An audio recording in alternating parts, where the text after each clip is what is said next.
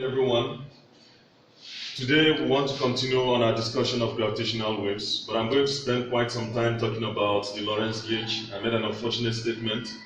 I said the Lorentz gauge was the same as the Coulomb gauge. That was quite unfortunate. Well, I think whether I carried away or not, that was really bad, and I think it's really good for me to take some time to clear some things up. As we know from classical electrodynamics, the Maxwell equations written in this form can, of course, by this substitution, writing the fields in terms of the vector potential and the scalar potential, these equations can be written in this form. And so usually there is this transformation we perform in classical electrodynamics called the gauge transformation. Whenever we change the vector potential by this transformation, we must simultaneously perform the same on the scalar potential. We don't have any choice other than to do it this way. That's just how the transformation is performed. It's not like you are free to perform this and then leave this all alone. No, it has to be performed simultaneously. And of course, when that is performed, it's expected that the equations all come out right and the same. Nothing changes. That is the freedom we have with this. And so because of this gauge transformation, we are free. We can choose some set of A and A comma phi in this way that satisfies this. And this, of course, as is familiar to most of us in classical electrodynamics, this being equal to 0 is what we refer to as the Lorentz gauge. And so, like we said, these equations, especially like we have already explained, these remain unchanged when we perform this transformation. These remain unchanged. But then again, of course, it is when this also satisfies that being equal to 0. And of course, we know that this Lorentz gauge helps us to decouple these two sets of equations. Because when this is equal to 0, you can see that is what we have on this part of the equation. We have it to be completely just in terms of the vector potential. We have a wave equation in terms of the vector potential. And this being equal to 0, or just looking at this, it means divergence of A, for instance, is equal to minus of that component. And if I'm able to put it in that way, of course, I can substitute that here. And so again, we obtain another equation for phi, a wave equation for phi. Now you can see the two of them being treated on equal footing. And one other importance for this Lorentz gauge is the fact that it becomes coordinate independent, which is quite suitable for special theory of relativity. Now the gauge transformation, or the Lorentz gauge, when considered relativistically, is said to be, for instance, this being equal to that and equal to 0. And this is the form we are familiar, that is very familiar to us, especially in particle physics. But the thing here I want to point out is that this is not the same or equivalent to saying that the divergence of A is equal to 0, or as a matter of fact, that this being equal to 0 does not imply that this is equal to 0. So you can't make the statement of saying that the Lorentz gauge is the same as that. What could be the source of confusion here, which sometimes you get in the head of people, is the fact that one may consider this the four-dimensional analog of that. But that is not the case. Because here, for instance, this being equal to 0 is what we refer to as in classical electrodynamics as either the Coulomb gauge, or the radiation gauge, or the transverse gauge. And so any of these, of course, we can see that when this is equal to 0, very quickly from this same equation, if divergence of A is equal to 0, we have that this part of the equation is 0. And so what we get is the Laplacian of phi to be equal to that. So we obtain some Poisson equation, which is given by that, and whose, of course, solution we can obtain to be this. Now you can see we obtain some sort of Coulomb potential as a result of the presence of some charge density. And now, of course, it's because of this solution that this gauge could sometimes be referred to as the Coulomb gauge. And from what we have explained, still talking about this Coulomb gauge, not the Lorentz gauge now. Now, by this Coulomb gauge, which we say that this is equal to 0, we just have to come over here again. If this is equal to 0, you can see I'm left with minus the gradient of this component, equal to minus mu naught j. And that is, of course, what I get here. So if I just move the other side of the last term here of this equation, that's minus the gradient of this part. If I move to the right-hand side, I have it to be equal to this. Laplacian of A minus 1 over c squared d2a dt squared equal to this plus that. Now we can, of course, and this is always possible, we can split the current density into two components.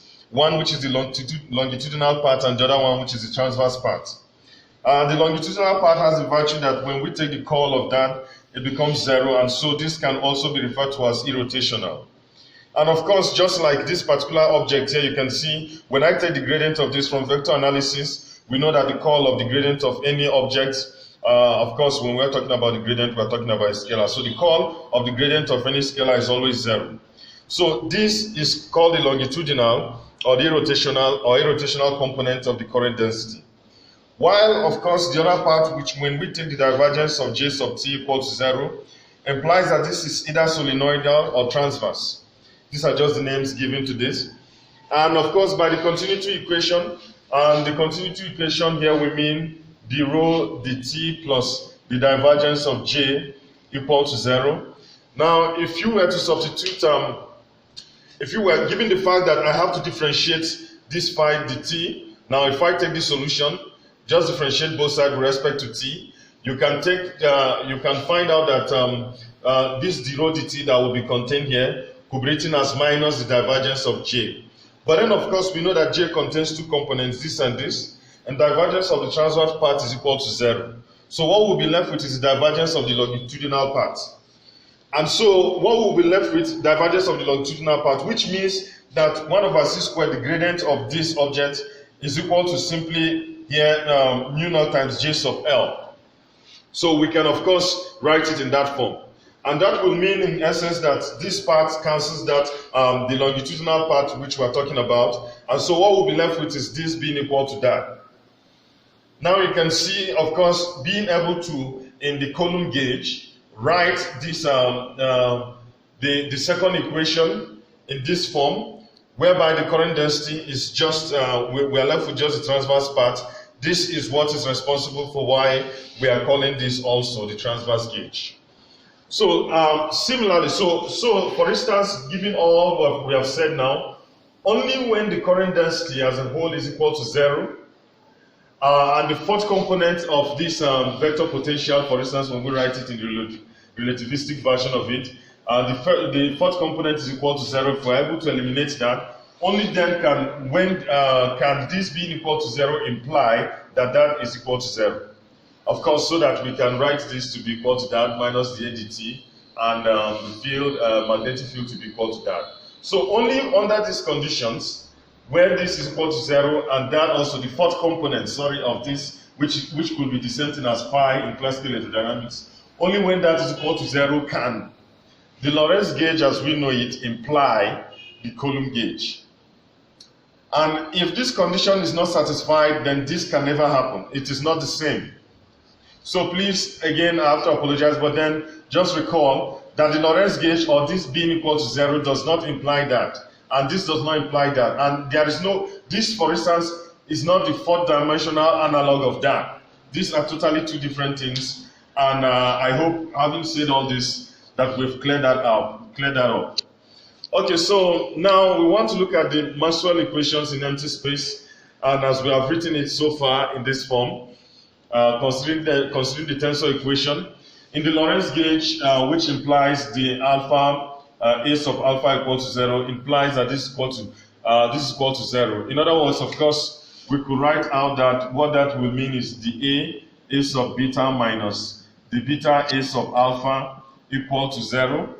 This, of course, could be written as the alpha here, minus here, this commute. So I'm going to try to put the beta first, the alpha A sub alpha. This is equal to 0. Of course, by the Lorentz gauge, we mean that this part here in the bracket is 0. Oh, sorry, I think I missed some A sub alpha here. So that what we are left with is this double derivative here with respect to x alpha acting on A. And this, of course, means the D'Alembertian of A sub alpha. So with this part being equal to 0, we are left with just this alone being equal to 0. And that's that about the Lorentz gauge. So with the Lorentz gauge, we have that. And this is the equation, of course, that we always get in classical electrodynamics. By the end of the day, when we solve the Maxwell-Lagrangian, substituting it in the Euler-Lagrange equation, solving it all the way down to this form, usually we'll have it in presence of some source, which is A sub alpha times J alpha. But in the absence of any source, we have this to be equal to 0, and this is the Maxwell equation in empty space. One good virtue about this equation is that, of course, we can assume a plane wave solution, and by that we mean such a solution as this, A sub alpha equal to that. And now with this equation, of course, let me see so that we can make some space here. Okay, so as it is, we said we're going to assume a plane wave. By the way, I think I might have missed something here. This expression, this was supposed to be A beta. Yeah, this is A alpha and correspondingly, so please let that be noted. This D'Alembert of A beta equal to 0. That's what this actually should have been. So it therefore means that in this equation, since we have alpha, this of course should comprise of two different, a different index could be d beta, just like the alpha here. Okay, now we said with this plane wave solution, if this is substituted into this equation, this homogeneous equation, this will imply that. Let's just see how that works out in. So by saying that A alpha is equal to the exponential, I think. Okay, sorry, that's E sub alpha first. The vector polarization component. So we have this. Here is going to be I k beta x beta, and next I have plus conjugate exponential of minus I k beta x beta, and that is it. So of course, so we are saying that this alpha is equal to 0. Well, so let's just take a look at this by rewriting this D'Alembert in the form that we can work with. So for instance, supposing I said that this A sub alpha is the same thing as the alpha A. Okay, so I'm not going to write A alpha, I'm going to write A something, sigma equal to 0. It doesn't really matter. Of course, you can decide to say, well, the D'Alembert might as well be that. Okay, so that this will remain still alpha. Okay, now, but that's just that about that. So at this point in time, what we would like to do is to consider this derivative. So I'm going to consider, calculate that first. So the sigma, the A, let me put that this way, so that I can have this reminding me of, now here's a curly bracket. So I want to differentiate this expression with respect to x sigma. Of course, by this, that's this, it means that the x sigma. So in order to do that, we can see already here that for the first term here, this, for instance, is a constant with respect to what we are differentiating. And so we ignore that. We just write it out first, E sub alpha, and then times, of course, if I am differentiating this, object here in the exponential, what I'll simply do is to lower, so I'll bring out the constants multiplying that. So that is I k sub beta, and exponential of I k, okay, sorry, I don't think I should write that next. So I will have to bring down I k sub beta. So the next thing, of course, is this is what I'm differentiating. If not for the indices, of course, this is what it will be if it were just xx, but it will mean, therefore, the x beta, the x sigma. Now then I can write the exponential as that, k sub beta x beta. Next is going to be plus E sub alpha conjugate.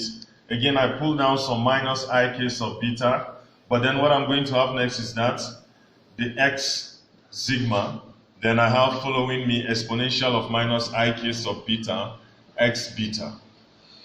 And all that is in the curly bracket. Of course, this of course gives us a chronicle delta. So the sigma here, and I have here E sub alpha, I k sub beta. I have the chronicle delta of beta sigma. Here I have the exponential of I k sub beta x beta minus I E sub alpha conjugate k sub beta chronicle delta of beta sigma. Here, exponential of minus I k sub beta x beta. Okay, so evaluating out the chronicle deltas, let me just take one step at a time. I'm going to change every beta to sigma. Of course, that's what I'm expected to do. But take note here that I'm going to avoid doing that here. So, well, this, for instance, is a dot product. Now, if I were to change every beta to sigma, I would change this to sigma, and that would naively imply I should change this 2 to sigma. But that will make these 3 indices already, or an index repeated up to 3 times on a single term. Aside from that, this, like I said, is a dot product. This might as well be written as that, x delta, and in fact, I think that's what I'm going to do next. So this is not like the indices here are contracted. So it's not like some kind of free index standing on its own. In other words, I'm only going to change only this beta to sigma and not this. And in order to avoid confusion, I'm going to change these two to deltas. So for instance, this is going to be E sub alpha. Okay, so I'll put the I here, K sub sigma, then here exponential of I, K sub delta, like I said, and then minus, I'm going to have here E, I E sub alpha conjugate, K sub sigma, exponential of minus I K sub delta X delta. Yeah. Now, the next thing again I am supposed to do here is to differentiate using that. So I'll go straight forward and just saying this is the same thing as I E sub alpha, K sub sigma. And then, of course, here I'm going to be very careful to just put this as this first of all, the X delta. So let me put that in a bracket. Exponential of I K delta X delta minus I E sub alpha conjugate K sub sigma here. Sorry.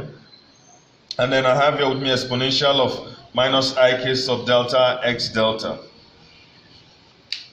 Yeah, I chose to write this in this form first because you might realize that this really implies the X delta, the X sigma down. The sigma is down, not up. And of course, if you see this, if you recall this notation, I said when this is down, what it meant was that. But now, when I take the sigma up, what I actually have will then be this will be the X sigma down. So I was being careful because, of course, this is not just equal to the chronicle delta yet. I will have to raise this index or lower this. Either way, one way or the other, I'll have to get them to be in the same form, either both contravariant or both covariant. Let me use the Minkowski tensor, the metric in lower in raising this index. So I can write this, for instance, as here. So let me use some rho sigma so that this becomes that. So then as it is, oh sorry, I think just realized something right now. Let me back up a bit. We're getting back to that again. So what we did here, just like the first time, was when we differentiated the first component of this part with respect to X sigma, that's performing this the first time, we pulled this down, right? And when we did that, then we multiplied it with this. And of course, after evaluating the chronicle deltas, like I said, and everything, and this is what we get, the next step actually should involve, in my next step, what I should do is, for instance, in differentiating, remember again, I have this I K sub delta multiplying this. So first of all, what I'll have is what I had initially, this K sub sigma. Now, in differentiating the exponential again with respect to X sigma, of course, lowered like I just mentioned, I will have to bring down this again, I K sub delta. Only then can I now say, okay, now this is going to be that the X delta multiplied by the exponential of I K sub delta X delta. Now, in the next step also, this is going to be minus I E sub alpha conjugate K sub sigma. And then in the next step, of course, just like I did here, I'll have to bring this one down. So I'm bringing some minus I K sub delta, then differentiating the variable in the exponent with respect to X sigma, as we have stated up with, so I can just put that as delta. And of course, I've been putting this in the bracket, is no problem. So I have next exponential of minus I K sub delta x delta. Yeah, everything is just okay. So now we can talk about this. So now the derivative of x delta, which I stated before, is this. This is going to be the x, but sigma down. But then again, I said this is the same thing as this. Rho. You might say sigma rho inverse times the x delta, but now the x rho. So you can see both of them contravariant. And finally, this is going to be sigma rho and chronicle delta, delta rho. Well, I hope that doesn't cause any confusion. So we have a chronicle delta of delta and rho, and then we have with us here the Minkowski metric, which is what we are using to raise and lower indices in this case. The Minkowski metric now is for sigma rho. So this is what I have to represent that. Unfortunately, of course, it's the same thing we have here. So I'll just substitute this in place of those in that expression. And the next thing I'm going to do, of course, let me put that on here. Okay, so what we have in essence is de-Alembert of A sub alpha, because that's what we have been doing right from the beginning. De-Alembert of A sub alpha is simply equal to here. I have with me I, so I'm going to put I squared already to start evaluating E sub alpha. Then there is a K sub sigma here, and then a K sub delta. And we've just shown that this object here is the same thing as some eta here, sigma rho, chronicle delta of delta rho. Then, of course, I'll be multiplying next with the exponential of here ik sub delta x delta.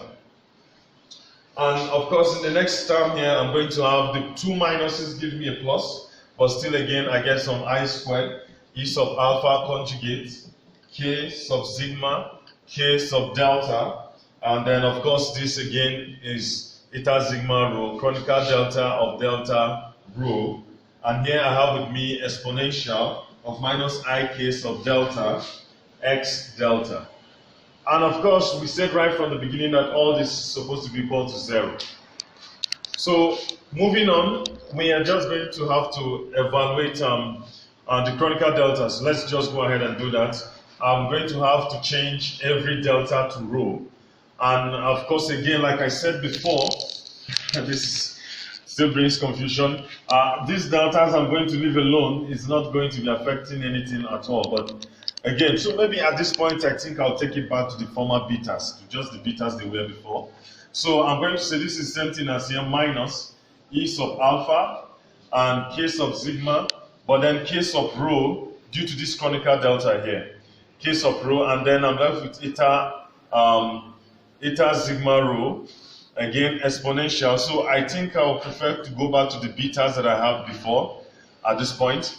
And then again, I'm going to have another minus E sub alpha conjugate, K sub sigma, but then instead of K sub delta, I have K sub rho because of this chronicle delta, then multiplied by eta sigma rho, then exponential of minus I K sub beta x beta, and all this is supposed to be equal to 0.